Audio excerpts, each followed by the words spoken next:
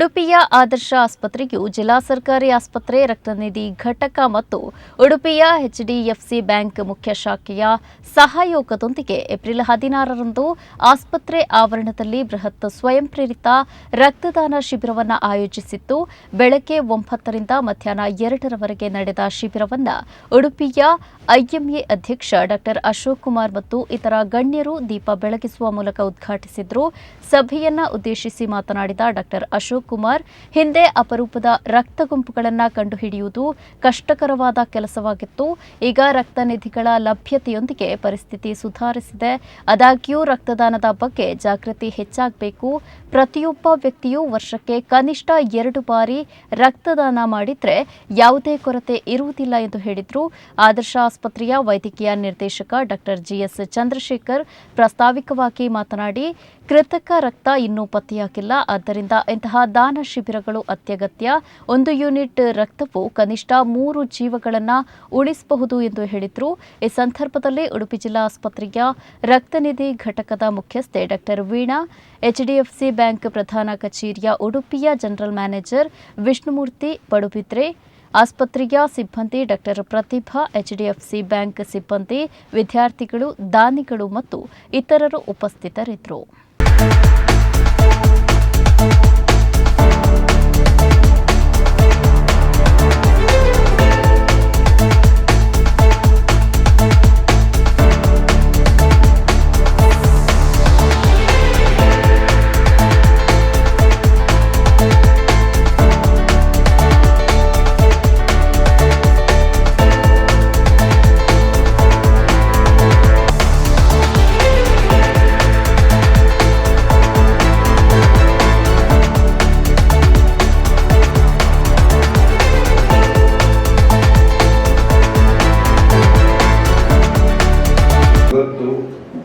ಈಗಿನ ಒಂದು ಯುಗದಲ್ಲಿ ಲಾಟ್ ಆಫ್ ರಿಸರ್ಚಸ್ ಆಗ್ತಾ ಇದೆ, ಲಾಟ್ ಆಫ್ ಡೆವಲಪ್ಮೆಂಟ್ ಆಗ್ತಾ ಇದೆ.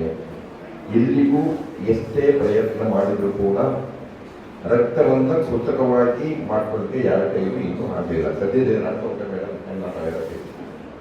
ಆಗಲಿಲ್ಲ. ಸೊ ಹಾಗಾಗಿ ನಾವು ಇವತ್ತು ರಕ್ತದಾನ ಮಾಡೋದ್ರಿಂದ ಖಂಡಿತವಾಗೂ ಯಾರಿಗೆ ಅಗತ್ಯವಾಗಿ ರಕ್ತ ಬೇಕಾಗ್ತದೆ ಅವರಿಗೆ ಇದನ್ನ ರಕ್ತವನ್ನು ಕೊಡಲಿಕ್ಕೆ ಆಗ್ತದೆ. ಈ ಒಂದು ಸದುದ್ದೇಶದಿಂದ ನಾವಿವತ್ತು ರಕ್ತದಾನ ಶಿಬಿರಗಳನ್ನು ಇಟ್ಕೊಂಡಿದ್ದೇವೆ. So our students are here. I don't know whether they know how much of Kannada, they know how much of this one. So ನಮ್ಮ ಇಡೀ ಪ್ರಪಂಚದಲ್ಲಿ ಅಟ್ಲೀಸ್ಟ್ 1 ಸೆಕೆಂಡಿಗೆ 1 ರಕ್ತ ಬಾಟ್ಲು ಬೇಕಾಗ್ತದೆ. 1 ಸೆಕೆಂಡಿಗೆ ಅಂದರೆ ಗಂಟೆಗೆ 60 ಬಾಟ್ಲು ರಕ್ತ ಬೇಕಾಗ್ತದೆ. ಗಂಟೆಗೆ 60 ಅಂತ ಹೇಳಿದ್ರೆ ಒಂದು ದಿವಸಕ್ಕೆ ಸುಮಾರು 2,000 ನಮಗೆ ರಕ್ತ ಬೇಕಾಗ್ತದೆ. ರಕ್ತದ ಬಾಟಲುಗಳು ನಮ್ಮ ಪ್ರಪಂಚದಲ್ಲಿ ಬೇಕಾಗ್ತದೆ. ನೀವೊಂದು ರಕ್ತದಾನ ಇವತ್ತು ಮಾಡೋದ್ರಿಂದ ಕನಿಷ್ಠ ಪಕ್ಷ 3 ಜೀವಗಳನ್ನು ಉಳಿಸ್ತೀವಿ. ಅದು ತುಂಬ ಇಂಪಾರ್ಟೆಂಟ್. ಅಂದರೆ ಅದು ಪ್ಯಾಕ್ಟಿಸ್ ಇರ್ಬೋದು, ಪೇಷಂಟ್ ಇರ್ಬೋದು, ಅಥವಾ ಪ್ಲಾಸ್ಮಾ ಪ್ರೆಸ್ಪೋಸನ್ ಪ್ಲಾಸ್ಮಾ ಇರ್ಬೋದು, ಕ್ರಯೋಪ್ರೆಸಿಪಿಟೇಟ್ ಇರ್ಬೋದು, what ever it is. So ಅಂದರೆ ನೀವು ಒಂದು ಬಾಟಲ್ ರಕ್ತ ಕೊಡೋದ್ರಿಂದ ಅದು ವಿಂಗಡಣೆ ಆಗಿ ಕನಿಷ್ಠ ಪಕ್ಷ 4ರಿಂದ 5 ಜನಕ್ಕೆ ಅದು ಹೋಗ್ತದೆ ಅಂತ ಹೇಳಿದ್ರೆ, ಯಾರಿಗೆ ನೀಡಲಿದ್ದಾರೆ ಅವರಿಗೆ ನಾವು ರಕ್ತವನ್ನ ಖಂಡಿತವಾಗ್ಲೂ ಈ ಒಂದು ಶ್ರೇಷ್ಠ ದಾನವನ್ನು ಕೊಡಬೇಕಾಗುತ್ತೆ.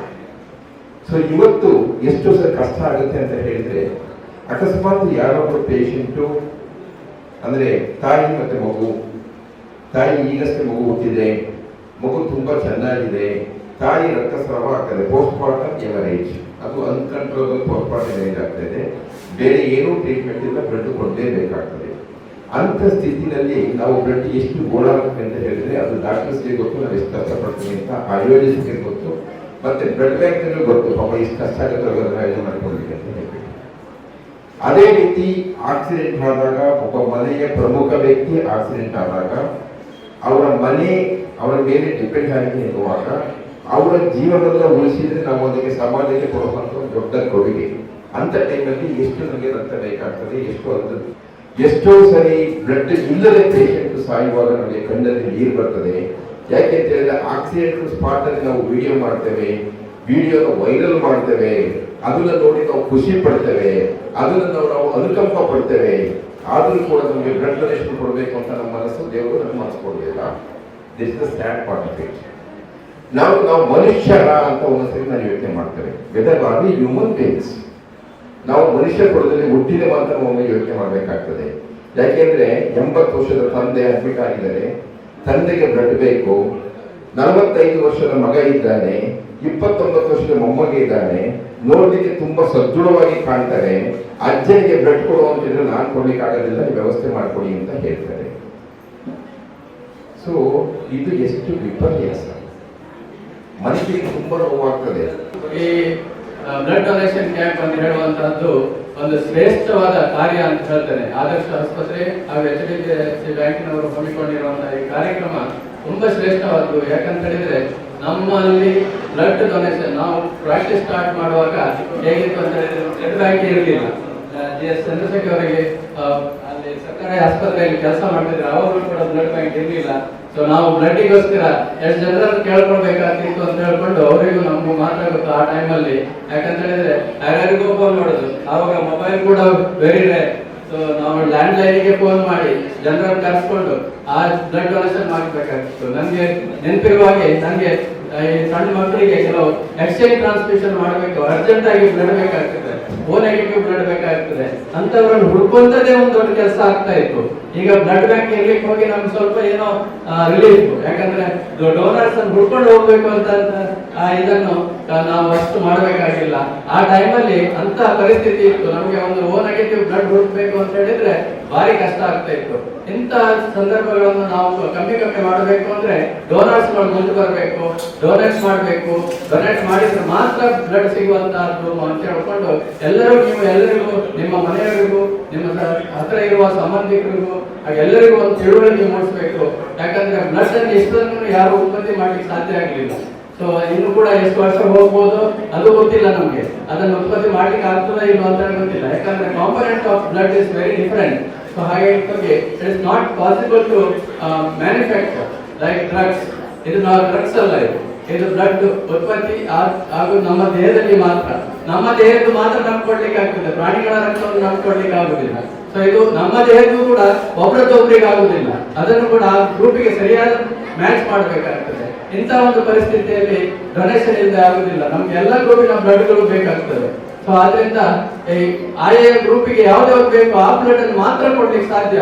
ಹಾಗೆ ಈ ಡೊನೇಷನ್ ಮಾಡದೇ ಇದ್ರೆ ನಮ್ಗೆ ಪರಿಸ್ಥಿತಿ ಗಂಡಾಂತರ ಆಗುವಂತ ಸ್ಥಿತಿ ಇರ್ತದೆ. ಯಾಕಂದ್ರೆ ಒಂದು ಸಂದರ್ಭದಲ್ಲಿ ರಕ್ತಸ್ರಾವ ತುಂಬಾ ಆಗ್ತದೆ. ಕೆಲವು ಮಂದಿಗೆ ನಾವು 7-8 ಬ್ಲಡ್ ಕೊಟ್ಟಿದ್ದು ಉಂಟು.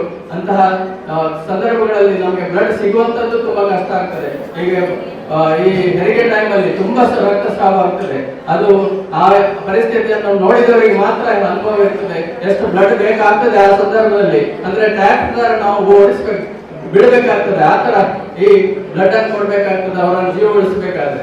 ಸೊ ಅಂತ ಸಂದರ್ಭಗಳಿಗೆ ನಮಗೆ ಬ್ಲಡ್ ಇಲ್ಲದಿದ್ರೆ ತುಂಬಾ ಕಷ್ಟ ಆಗ್ತದೆ. ಹಾಗಿದ್ರೆ ಸಂದರ್ಭಗಳಲ್ಲಿ ಈಗಿನ ಈ ಯುವಜನರು ಮುಂದೆ ಬಂದು ಪ್ರತಿ 3 ತಿಂಗಳು ಅಥವಾ 4 ತಿಂಗಳಿಗೊಮ್ಮೆ ಅಟ್ಲೀಸ್ಟ್ 1 ಅಥವಾ 2 ಡೊನೇಷನ್ ಪರ್ ಇಯರ್ ಪ್ರತಿಯೊಬ್ಬರು ಮಾಡಿದ್ರೆ ನಮಗೆ ಸಫಿಶಿಯಂಟ್ ಆಗುವ ಬ್ಲಡ್ ನಾವು ಸಂಗ್ರಹಿಸಬಹುದು ಅಂತ ಹೇಳ್ಕೊಂಡು ಹೇಳ್ತೇವೆ. ಎಲ್ಲ ಕಾಲೇಜಿನ ಸ್ಟೂಡೆಂಟ್ಸ್ ಗಳಿಗೆ